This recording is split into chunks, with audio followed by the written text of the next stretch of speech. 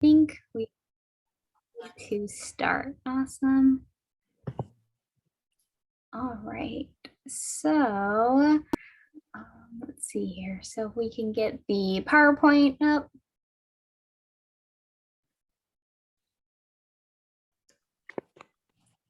Awesome. So the subject of our discussion today will be about mental well-being and pre-diabetes. So this month is actually Stress Awareness Month, and we really want to encourage a discussion today. And so I'll be facilitating that and really just emphasizing how our mental health does matter in all aspects, but really with any type of health concerns that come our way and just overall well-being. It's definitely important and something that should be addressed always, but especially since it is the Stress Awareness Month, to recognize it. And also next month too is Mental Health Awareness Month for May. So we really want to take some time and really just bounce ideas off each other and maybe some previous experiences. I really invite everyone to participate and really know that this is a safe, it's non-judgmental space. And so whatever you tell us or share today is highly appreciated. I know sometimes it can be a little challenging to talk about how we feel or maybe some experiences we have. So I appreciate your participation throughout this. And I know we said a little bit about, we talked a little about us and our coffee preferences, but I love the opportunity to get to know each of you first. So I'd love to ask if you could please state your name, and then I think it'd be great if we get to know each other a little bit by using 3 words that describe you best. And I'd love if we could do maybe the first one. So how you would describe yourself, number 1.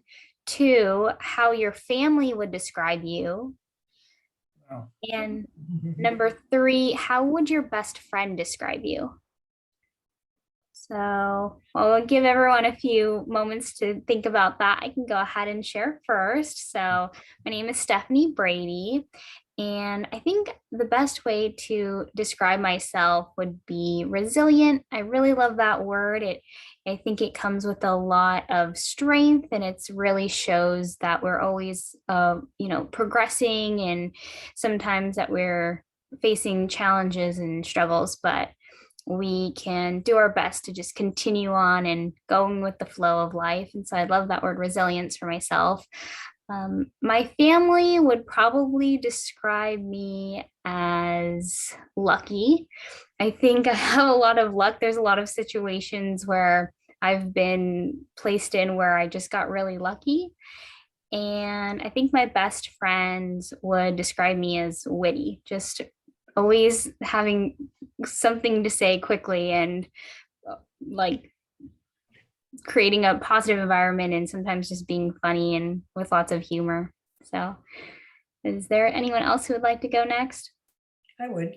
Awesome. My name is Fran Katzenberg-Sauce, and I consider myself motivated.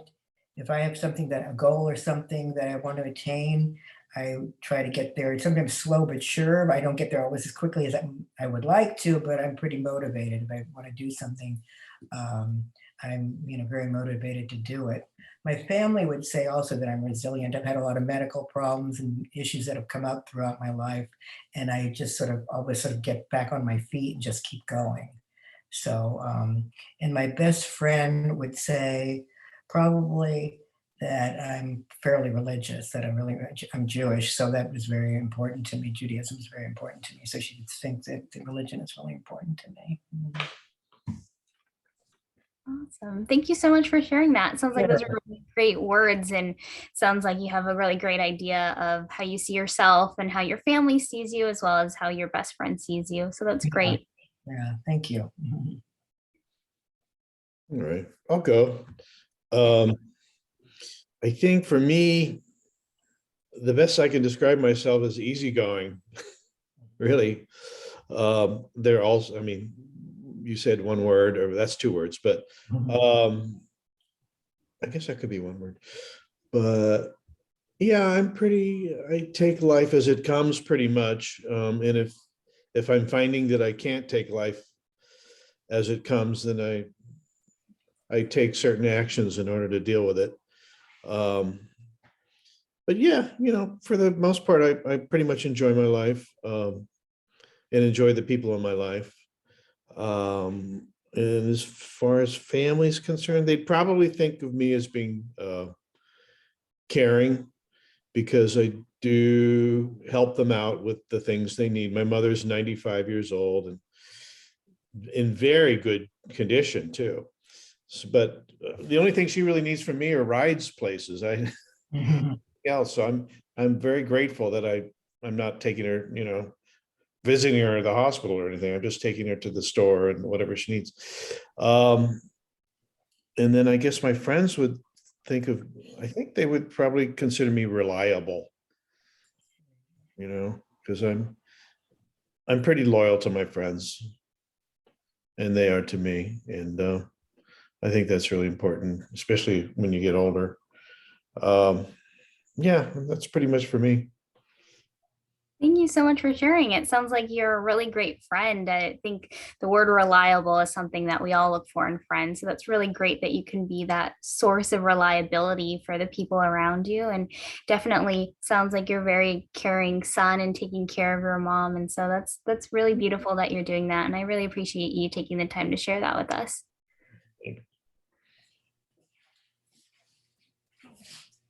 Okay, I think I can go next.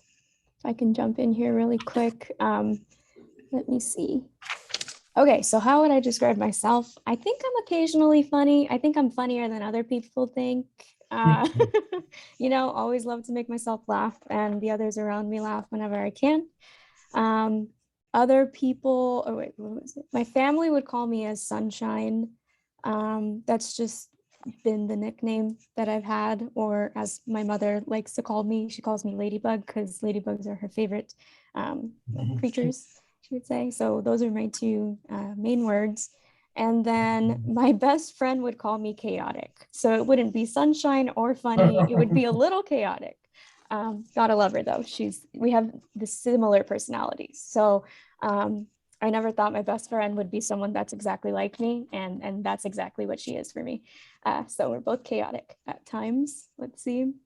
Yeah, those are my three words: funny, sunshine, and chaotic. Thank you. Oh, and my name is Alyssa, by the way. I don't think I mentioned that before, but hello, everyone. Yeah, hi, Alyssa. Thank you, Alyssa, for sharing that. Probably an uncommon answer, chaotic, but I love that. I love your honesty, and it sounds like something that you can relate with your best friend. Is there anything in particular that comes to mind when you think of being described as chaotic? Emotionally at times. So I think we relate with that word of emotionally, really focusing on our self-care practices is something that I always need to do. So that's where the chaotic piece comes in. But again, having good self-care practices is what we focus on as well. Thank you. Awesome. I will go next. Hi, everyone. I'm Nancy. So I would describe myself as, I want to say determined. I can get things done when I set my mind to it. So my family will call me loud, and that's because that's actually what my mom told me, quote unquote. She called me a parrot in Spanish, which is a cotorro, because they always talk. So she calls me loud because I'm always talking. So loud for my family. And then my friends will say sarcastic, and that's because that's the relationship we have, how we talk with each other. Always using sarcasm, but of course, always there for me, and I'm there for them. So yeah, I would call myself determined, loud, and sarcastic.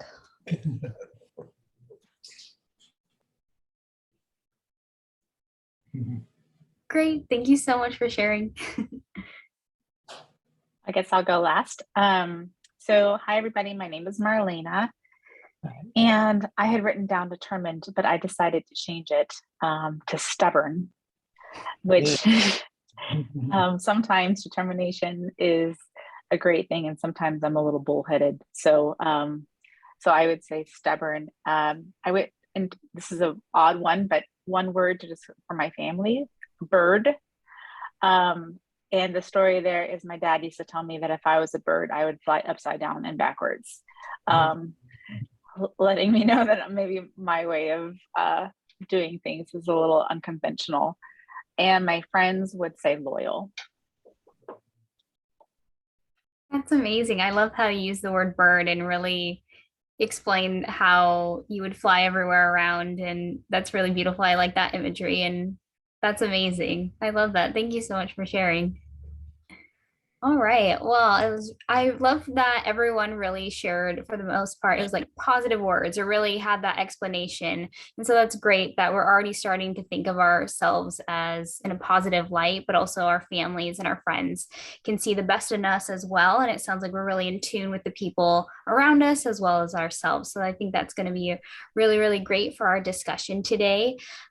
So I'll introduce a little bit more about myself. So I introduced that, oh, just a moment. Yeah, no worries. I'll just get into a little bit of what we're going to talk about first. So, really, just taking care of your mental health is important, and even more so when you have any kind of diagnosis, such as prediabetes. Our mental well being is equally as important as our physical well being. And so, a lot of us live those really stressful lives, right? And we do our best, whether that's balancing work or family or other life stresses. And when you add a diagnosis or any other health concerns, you may experience additional stress. And so it's important to know that a diagnosis of any health condition can bring a lot of different feelings, right? It might be shock, it might be rage, anger, sadness, or fright. And everyone receives and processes these diagnoses differently. And there's no right or wrong way to do so. And so you're completely valid in all of your feelings and you're not alone. So with that said, a little bit about me. My name is Stephanie again, and I have a bachelor's of science in foods and nutrition from San Diego State University. I am a certified DPP lifestyle coach, currently a degree nutritionist for the California WIC program, which is women, infant, and children. And I'm also in training to become a registered dietitian. So I'm a dietetic intern, and I want to thank the Skinny Jean Project team for allowing me to share with you today and to intern. And thank you for allowing me to share this time with you. All right. So the first question that I'll ask is regarding stressors. So what would you say, what stresses do you feel when you're managing your health or any other conditions that you may have?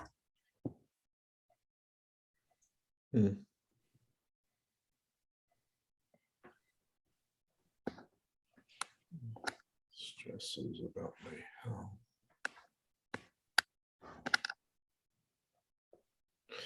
Oh, I'll go first. I think I get a little stressed because I am of a certain age. I'm going to turn 70 this year. Okay, that's a certain age. And I realize that my health is changing just because I'm getting older. So I have to really be on top of that. And, you know, my whole health history has been absolutely perfect. I used to be as skinny as a string bean when I was a kid, you know, in my 20s. And now I've, you know, put on some weight and got to take it off. And now I've got, you know, been told, you know, pre-diabetic, and it's all really new to me. Having to think in those terms of having to like get weight off and get numbers down. And so I guess what stresses me out is my being unfamiliar with having to do all that kind of stuff.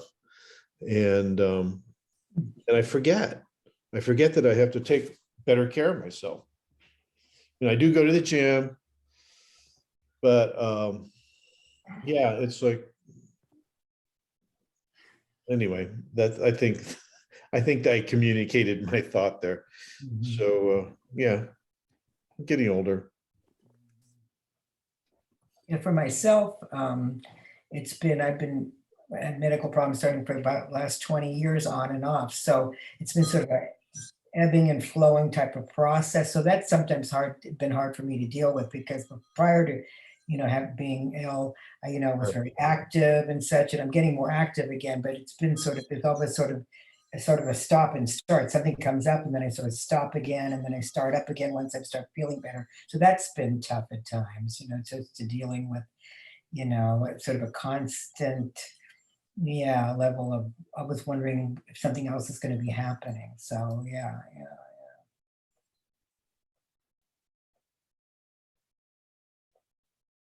Thank you so much for sharing that. Was there anyone else that would like to chime in? I gotta go. So I have celiac disease, so I worry about food, eating something with like gluten in it that can harm my health. So I'm always worrying about food labels and making sure if I go out to eat to restaurants that I stay like I have a health food allergy, so they could take the necessary precautions to make sure I don't get any cross contact. So I'm always overwhelmed when it comes to like shopping for food or going out to eat, and that is stressful at times. Mhm. Yeah.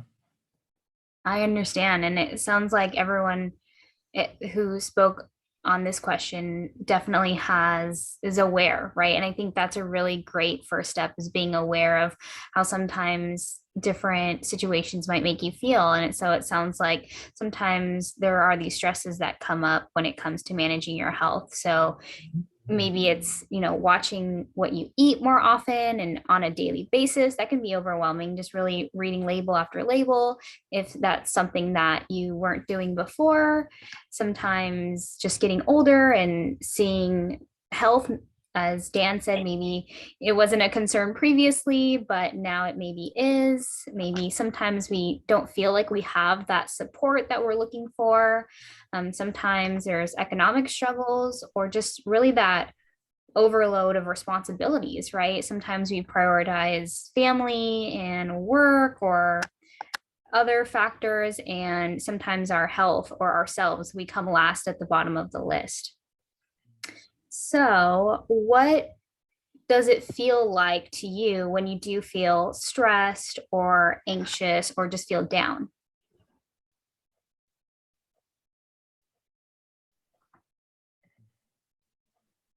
I would say heavy. If I Yeah. was to describe it. It's not just the normal, like you can almost feel like like a weight or like a blanket over you, so that it's with every breath or with every step, it just feels a little bit different than normal. And you Thank keep, you. excuse me, you keep focusing on that one thing, and then that makes it rough. So for myself, I need to like get out and maybe move, go outside in the fresh air, and to get myself out of that one modality that I'm thinking about constantly. So yeah, yeah, yeah. Yeah. But she's right. You sort of feel heavy and you feel like weighted down. Yeah, yeah. Yeah. I think on top of that, I can feel unmotivated if I'm feeling stressed or anxious or down. I just put off anything that I think it should be done for the moment, because I just not in the mood, Mhm. But I work to get out of that. Sometimes you just have to do it anyway. That's what gets you out of it. Yeah. Like what Francis said, just getting outside. Yeah. Doing something to get your mind off of. Try to get your mind off of it. Yeah. Yeah. I love that you said that, Dan, in terms of doing it anyway and getting your mind off of it, because sometimes for me, the stress or feeling down and being unmotivated, and then if I do something anyway, then it turns that negative into a positive, because then I can reward myself to say, like, pat on the back, like, you know what, you didn't want to do it, but you did it anyway, and that feels better by a long shot than it did initially of feeling kind of unmotivated. Mhm. And it really sounds like there's that really great skill that's already been developed and nurtured by, once again, being aware of what you're feeling and not just ignoring it or passing it off, and really just making that space and that time for you to address those needs, whether it is going outside or one of the other great tools in your toolbox. Sounds like you've got a few of them to kind of go to when you are in that space. I think something else too, Stephanie, that I wanted to share is that now that I was thinking about this question, whenever I still feel stressed, anxious, or down, I try to hide it. So it's a very like, if I'm at work, like, oh, no one's gonna know, right? Or if I'm with family, it's like, I'm just gonna leave that inside. And that turns into like physical symptoms, right? If I have a headache or let's see what else, like the lack of motivation, like Dan was sharing, I experienced that too. And it's because you're trying to hide so much that your brain is just like, nope, it hurts somewhat. So that's what I've experienced before. Thank you for sharing that. I understand there are just so many different effects of stress, and it sounds like we really touched on a range of them, right? So I think the first one would be those physical signs, like Alyssa just mentioned. Sometimes it can be fatigue, headaches, aches and pains, or digestive issues. So your body, you can feel it in your body. Maybe it's even that pressure on your chest or that overwhelming like feeling it's something's like on you. It's not the most comfortable. Sometimes it might be emotional, right? So you're just a little moodier, might be a little bit irritable, feeling anxious, feeling lonely. Sometimes you might even be around other people, but still have that lonely feeling, or sometimes just a bit of a panic or a lot of a panic. Another one would be the cognitive signs. So, how is our brain reacting to the stress? We might be a little bit more forgetful. There might be some negative thoughts or just continuing to worry for an extended period of time. And sometimes it can even affect our behavior and affect our actions. Sometimes, if we're feeling stressed, we might be eating too much or be so stressed that we're not eating enough, forget to eat, or it might start to affect our sleeping patterns and not getting enough sleep. And sometimes it can lead to the use of alcohol or cigarettes or some other unhealthier coping habits. So I really appreciate I've experienced all of these at the same time. Thank you, Stephanie. Like one from each. Oh, that's interesting. And that happens too. Has anyone here ever experienced a range or a collective of these at the same time? Oh, yeah. Oh, sure. Oh, sure. Sure. Absolutely. So it's not only a bad feeling, but it can also be harmful to our bodies, and it can contribute to other issues in the body, such as high blood pressure, heart disease, stroke. It can also have a quick and powerful effect on our blood sugar levels. And so it does sound like we are familiar with some of these. Yeah. And so when you're stressed, does anyone know what happens to the body or what hormone is ignited? Cortisol. You got it. Absolutely. Mhm. That is our fight or flight hormone. It is to help prepare our bodies to deal with the source of stress. And so, one thing that's really interesting is that when we were evolving as humans, way back when, in the earliest ancestors, they used this response to flee from hungry wild animals, maybe something that was trying to attack them. So they're just trying to survive. So this hormone was beneficial. And then as time went on, and our more modern ancestors, they might have used this response to explore new lands. But over time, we see that this response and what we know it as today, it's more frequent, it's more longer, there are acute episodes. And so it's become more chronic and constant due to the array of stressors that we have. And again, any kind of diagnosis, whether it's prediabetes or any health concerns, it's that additional stress and ultimately a risk for other diseases such as type 2 diabetes. So, just as a quick refresher, going back to what we mentioned in the beginning, just so we play a quick memory game, who can tell me who was it that their family called themselves, or who was it whose family referred to them as a parrot? Does anyone remember? Elena, would you like to take that one? That would be Miss Nancy. That was it. That was definitely it. So it sounds like we've got some good memory here. And do we remember who described themselves as stubborn? Marlena. Yeah. That was it. I'm super impressed. That's really awesome. Okay. And who was it whose friend described them as religious? Who was that? Marlena? Francis. All right. That's awesome. Okay, awesome. And then let's see. And whose friend described them as sarcastic?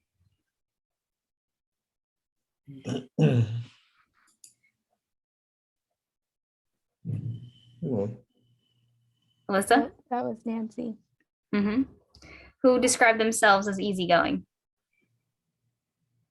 Dan. Yes, that was Dan. I think that's a pretty, it was easily a one word. I think we can just hyphenate it and say it was one. Awesome. And then does anyone remember what my family described me as? Lucky. Yes. Awesome. Well, happy to hear that we have great memory and that we are actively listening to each other. And I think that's really important. And I'm really impressed with how well we're sharing about our experiences. So going back on track here, who has ever experienced that they were sad or stressed, anxious, feeling down, and the response they got from maybe someone they told was just to not feel that way? Oh, just get over it. Yeah. That's not Mind fun. over matter. Absolutely. So it sounds like that's something that we've all experienced, and that's really not the most fun response to get, because it's kind of like, all right, thanks. Well, what do I do with that, right? What do I do with that? And I think a lot of us, like, we try, but sometimes, okay, well, what are the next steps, you know? So not only recognizing those feelings, but managing them in a healthy way is really important. So what are some ways that you manage your stress or anxiety or sad feelings? I can. I'll go. Sure. I identify the source of the stress, That's good. and then figure out how to either get rid of that source or else accept it and learn to live with it. Identifying the source of the stress. Okay. Thank you. I'll usually like talk to a friend about something that's bothering me, or like, as I said, go for a walk or get outside just to clear my head, because and just to think about it, because sometimes that's very helpful. And meditate too. I have use a Calm app on my phone, and that's been helpful just to get get myself calmed down and just to try to focus on other things. So It's really great. There's a lot of tools in those apps that can really help as well. So that is an awesome tool as well. What I like to do, I'll share next, is kind of not distract myself, but in a healthy way. So I think something that is really great and really takes me out of that not the best feeling or mindset is doing something for someone else. So whether that is like volunteering or helping someone who needs my help in any kind of way, I think when you're doing something for other people, it really, really makes, not only is helpful to the other person, but then you get that really self-satisfaction and you end up kind of forgetting whatever it was that you were anxious or stressed out about. Mm-hmm. Yep. I'll go next. Sorry, Dan, to interrupt. When I'm anxious, and this is with lots of practice of not doing it before and leaving everything inside. But now what I like to do is I like to do some type of art. So I like to paint. I started painting in 2020. So I'll just sit down and paint. I'll put on my favorite movie or one of them. So I like the Avengers Marvel movies. So I'll put a movie on and I'll take some time to myself and paint or just some type of art to take my mind off it. And then I come back with a clear head. That's awesome. And I think the great thing about art too is that not only does it give you that time and space to get away from some of those feelings, but then you can see a beautiful piece of art that you've done and you can see it later and appreciate an amazing thing that you created yourself. It definitely took some time for it to look nice, but now we got the hang of it. Awesome. Thank you so much for that. With mine, I love to laugh. So if I'm not feeling the greatest or anxious, I spend the whole day waiting for something to make me laugh.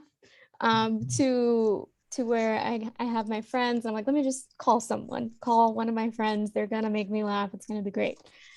So that's one of my practices. And then the other one is I enjoy watching a TV show called The Office, and you can't help but laugh when you watch one of those episodes. So I don't go straight to the episode, but I go straight to the friend first.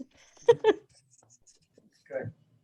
I would say I utilize most of what all of you guys said. I am a horrible artist. Anyone who's ever seen me draw on a whiteboard knows that. Really, really bad. So Nancy, as much as I would love to do that, I would probably be laughing. Well, I guess be laughing at my own creation. But the other one's 100%, especially being outside, going for a walk and having the sun kind of kiss my skin is a huge relief for me. Talking to friends.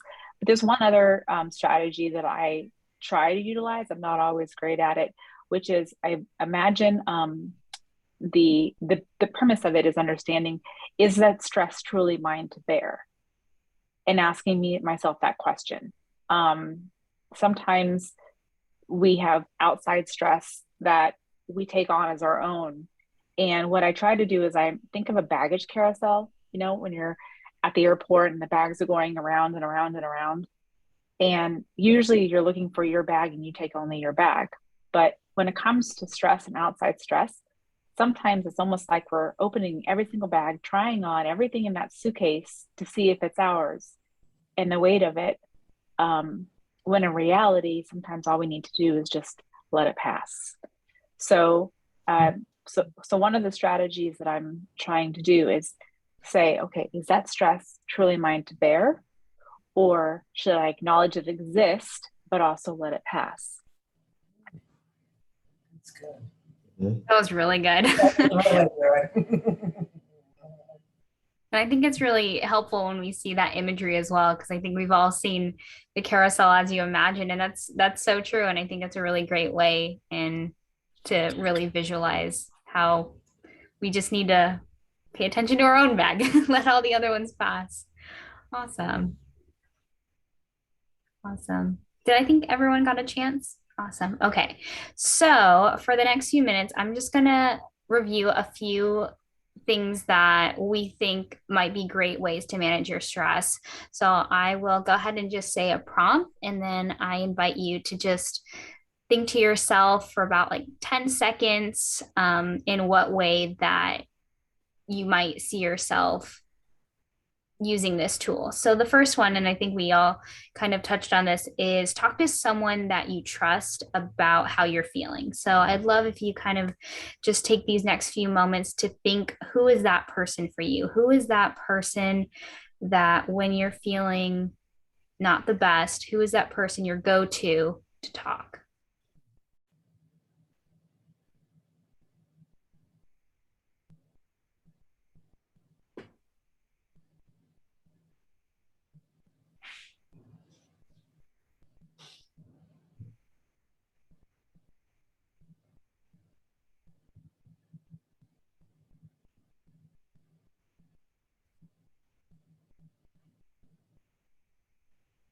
Okay, so the next one would be to find ways that fill us with laughter.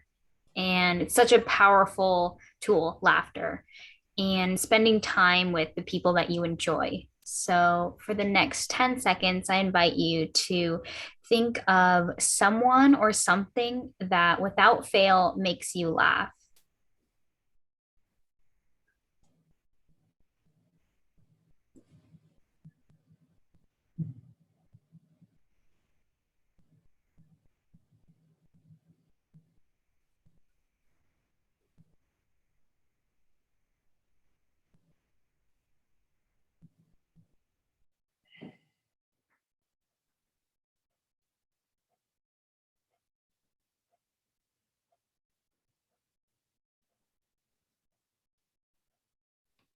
Okay, and the next one is to set limits on what you'll do for others. So sometimes we do take on those burdens or responsibilities of others. Sometimes we're yes people. We love to say yes to as many people as we can. And sometimes that can be stressful. It can be overwhelming of what we're saying yes to. So knowing that it is okay to say no sometimes to ensure that you're taking care of yourself is very important. And so I'd love for you to take these next few moments to think about the boundaries that you would set for yourself.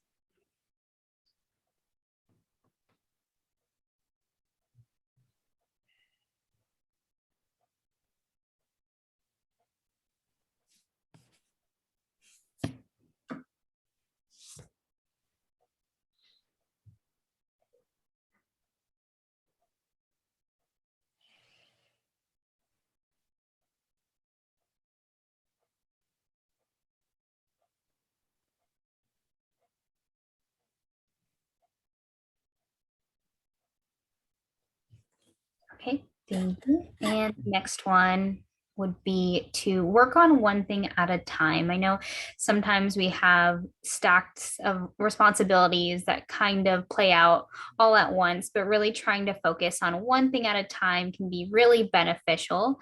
So I would love for you to take these next few moments, if you would, to think about what is it in this moment, maybe this day or even this week, what you'd like to prioritize. What is your one priority that you'd like to accomplish today?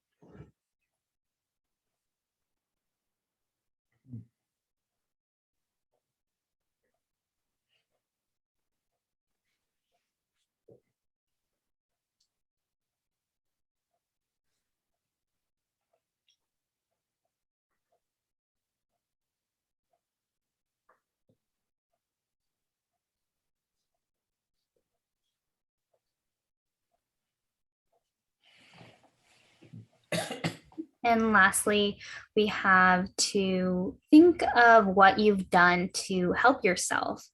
And I think by everyone showing up today, that is a huge, great step. And I think that's something that you've already done something for yourself. It's really important to not put yourself down about the things that you have not been able to do yet. It's still progress. And I'm really proud of everyone today that did show up. And it's important to recognize those small successes. So I'd love for everyone to take the next few minutes to think about something in addition to today of what you've done, even if it was small or really big, however you see it, that you showed up for yourself and something that you accomplished.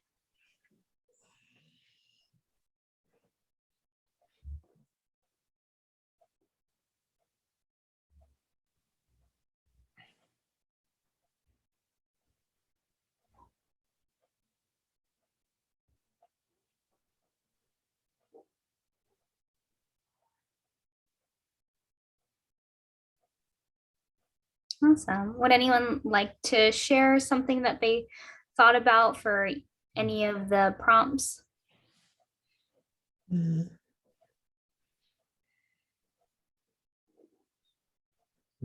let's see. I like working on one thing at a time. That to me, I can get overwhelmed by a lot of things that needs to get done. So if I just break it down into baby steps, just do one little thing at a time. Sometimes even just breaking one task down into little baby steps. Okay, get into your car, start your car, drive to where you have to drive. Okay, and then I'm there. Then I got to do what I'm supposed to do once I'm the place where I was putting off going to. Yeah, I like looking at one thing at a time. Today, I'm going to get my hair cut. That's my task for today. There we go. It's really great self-care. That is great. It's a really great task. Anyone else like to share something that they reflected on during this time?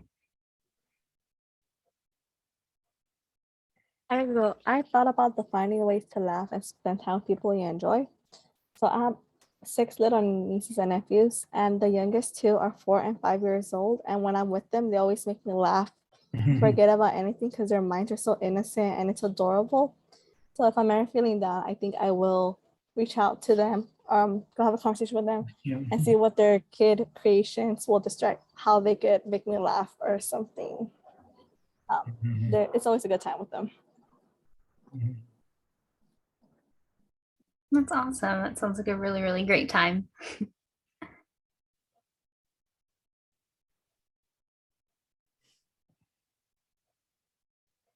I can share something too. I really like the last one of the think what you've done to help yourself. It relates to what Dan was saying earlier too, like taking one thing at a time and recognizing that you took that step.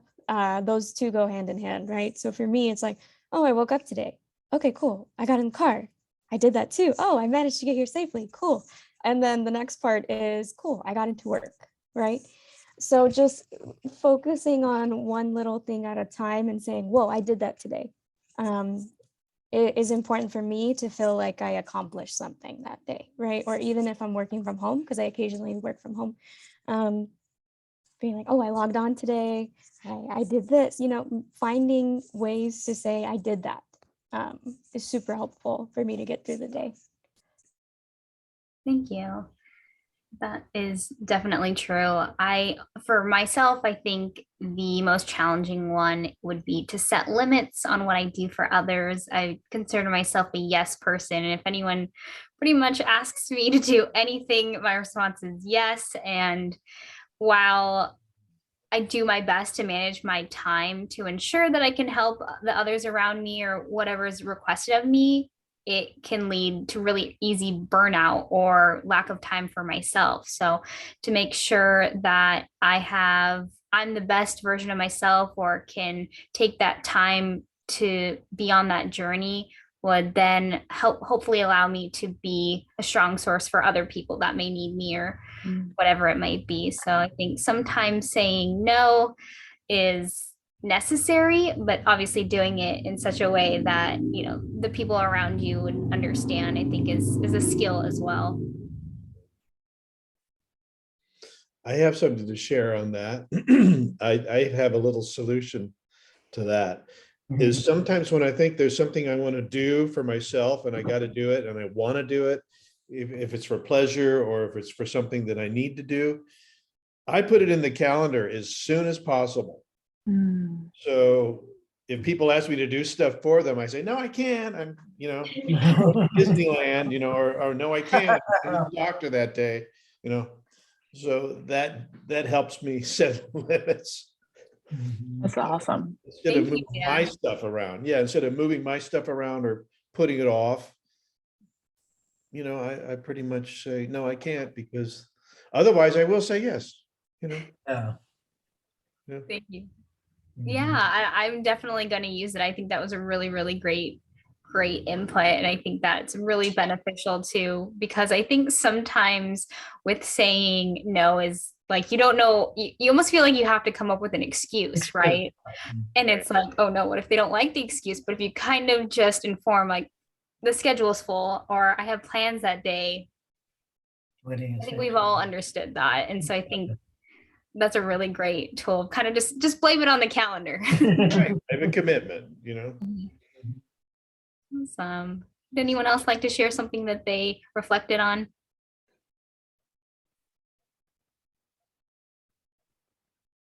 Awesome. I have something to share, but I wanted to make sure Frances, if she had a chance to go before I did. Go ahead. Go ahead. That's fine. Go ahead. Go ahead. No, thank you. So for me, when you were asking about the time, one thing that popped in my mind was this imagery of kind of like the paper plates, you know, how you used to draw on a paper plate to show, you know, portion control and things like that. And we talk so much about, you know, not overfilling your plate, literally with food, and obviously too with time. And one of the things that I'm, again, trying, not mastered, is to mark off a part of it so that when I look at my day, I'm already looking at a part of it that is already blocked off that cannot be filled. So that way, when more things come up in life, I have that ability for it to spill over. So it's kind of like portion control, but for my time and for my life. Not easy at all, because I'm still, I can do it, right? But I feel better when I've created those boundaries for myself and for others to say, no, I need to have this portion control for my life, so that I'm not overextending into others. That's good. That's really great. Yeah, I appreciate you sharing that, Marlena. I think with me, I come from a Latina background, or like Latino background, and I have a big family, and usually what their tactics are guilt. If it's like, oh, we want you to do this, it's more of like a guilt thing. That's common in our culture. So I've had to learn to set boundaries there and be like, no, I will not see you on this day. I will see you next week at our different scheduled time, right? And have to learn to be like, no, or even address that they're using guilt tactics, right? Usually being like, hey, I see that you're doing this because you're upset because I can't be there. Sorry, but I'll see you next week, right? So learning how to address when that's happening as well. That's my main boundary, because for me, I'm a yes person, like you, Stephanie, too. So really having learning that skill of how to address when you're being guilt tripped almost is super important when it comes to family. They love you, but you know, they want to see you like 10 times in a week. Alyssa, if I understood what you said correctly, it was actually pretty profound, because it's almost like you're saying, my decision to say no isn't that I don't love you. It's just that I'm honoring my own self-love right now, right? It's not that I don't love you. It's just that I need to take this love for myself at this second. That's awesome. Exactly.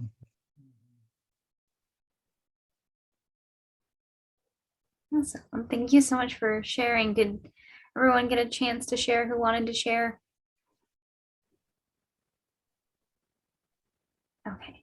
So now we've got lots of great tools in our toolbox. We bounced off some really great ideas. I definitely learned a lot, and I really appreciate you all sharing, because I'm definitely going to take away some more than what I came in with, and that's always the goal.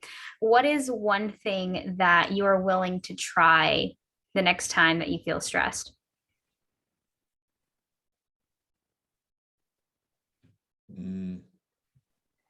I'm gonna take a go at Marlena's carousel and making sure that my stress is my stress only and not other people's stress.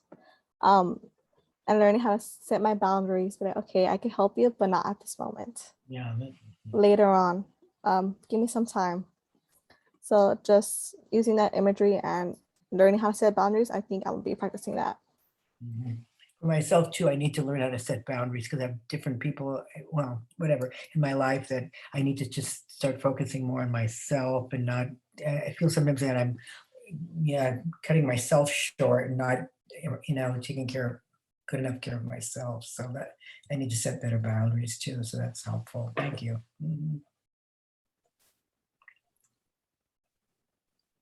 I'm going to take Dan's input, block off my time.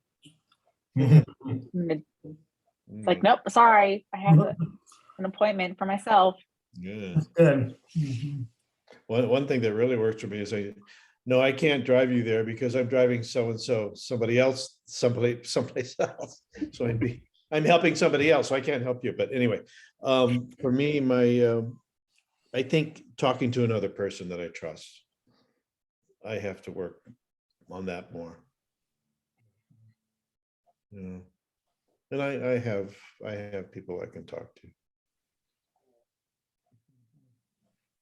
I think one thing that I will try is prioritizing, because I think it's life. We all have become victim of just so many things happening at once, and sometimes it's beyond our control, sometimes it is within our control, but just really prioritizing, okay, out of all the responsibilities that I have, how am I going to manage my time and what's should be prioritized? So really focusing on working on one thing at a time is what I plan to do on next, because I think a lot of stress does come from just an overwhelming amount of responsibilities and assignments or tasks that we might need to take on.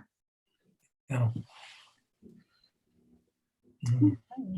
So it sounds like we are all pretty aware that we're not going to ignore our stress and pretend it doesn't exist. That is super important.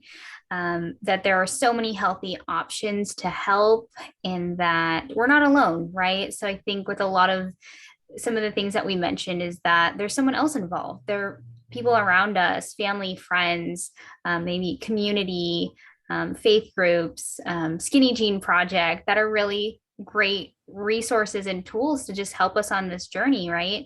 And so again, even if we do have specific conditions or diagnosis, we're still us, right? You're still you. And if it's not going to change who you are as a person, and it really shouldn't change how the world sees you, because you're more than any kind of condition that you may have, even if it is just being stressed or anxious or feeling down. So it's super important to continue to be kind to yourself, love yourself, and take care of your needs. Were there any final thoughts that anyone would like to share?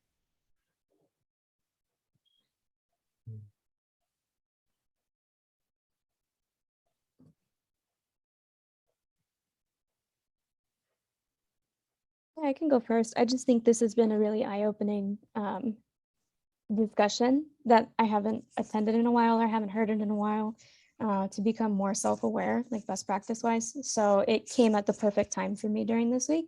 So just not letting what was discussed here stay here. Like I plan on calling a friend later and being like, hey, how are you doing? Right. So I think that's super important too, because we can learn all of this and reflect internally, but it's important that we give it to the people closest to us as well, right? Saying, how are you doing? Are you stressed today? How are you feeling, right? So that's what I took from this. Mhm. Thank you, Alyssa. And I really like how you had mentioned kind of turning it around and asking the other people that you're reaching out to, because that's really important too. Maybe someone didn't know or didn't feel comfortable yet talking about how they feel. So that's something that you can bond over and talk about together and come up with solutions and how to feel better. Mhm.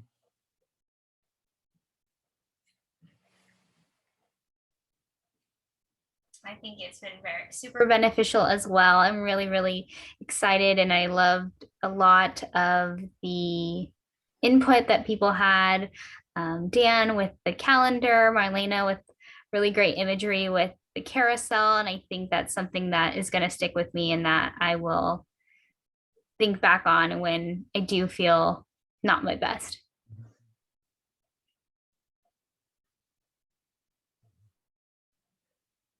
I agree. I enjoyed learning from all of you. You know, there's is so important for us to realize that we're not alone, and that stress impacts everybody in some capacity, and that we all have different ways of not just handling it, but some tools in our toolbox. And so being able to hear what you are all doing really gave me some really good ideas of how I can either improve upon or take on some new things. Mhm. Yeah, I agree. I agree with everything that's being said. Yeah, it's been an illuminating hour. Yeah. It's been very helpful. Very helpful. Yeah, thank you. It's been very helpful. Just eye-opening in a lot of different ways for myself. Thank you. Yeah. Thank you. Yeah. Nancy, did you want to mention something? Yeah, I enjoyed learning about all the different ways to move forward. I know myself, I used to struggle with stress in college and just pushing everything. I have to do my midterm, I have to do my homework, I have my classes I can't ignore. So now actually being aware, like, okay, I have this, what can I do to stop feeling this way? And for me, I get most effective with losing sleep in the night because I'm in my mind is constantly going, I have to do this, I have to do this, like circles and circles. So now I'm gonna start writing things down and figuring out, okay, what am I gonna do? And rewarding myself like, okay, I got this done. How, what can I do next? So just, I love learning the new tips. Now I'm gonna start applying to myself as well. Awesome. Well, I really appreciate everyone participating and really engaging in this conversation and discussing. I sincerely appreciate it. Another thing to look out for, since we've already got a great start to Stress Awareness Month, is that Skinny Jean will be conducting a positivity challenge that will be starting this month and that will be continuing through May. And so you can be on the lookout for the newsletter and see how you can get involved and be entered with your participation for a drawing of a gift card. So we hope that we'll see your participation with that as well. I don't want to take too much more of your time, and I sincerely appreciate you all again, and I'm hoping that you all continue on your journey of health and happiness. Thank you. Thank you very much. Thank you, Stephanie. Thank you very much. Thank Stephanie. you. You're welcome. Bye-bye. Bye. Have a great Bye. afternoon. Thank you. Bye-bye. Good afternoon. Bye, everybody. Bye. Have fun with your haircut, Dan. Yeah. I'm on it. Bye. Bye. Wow.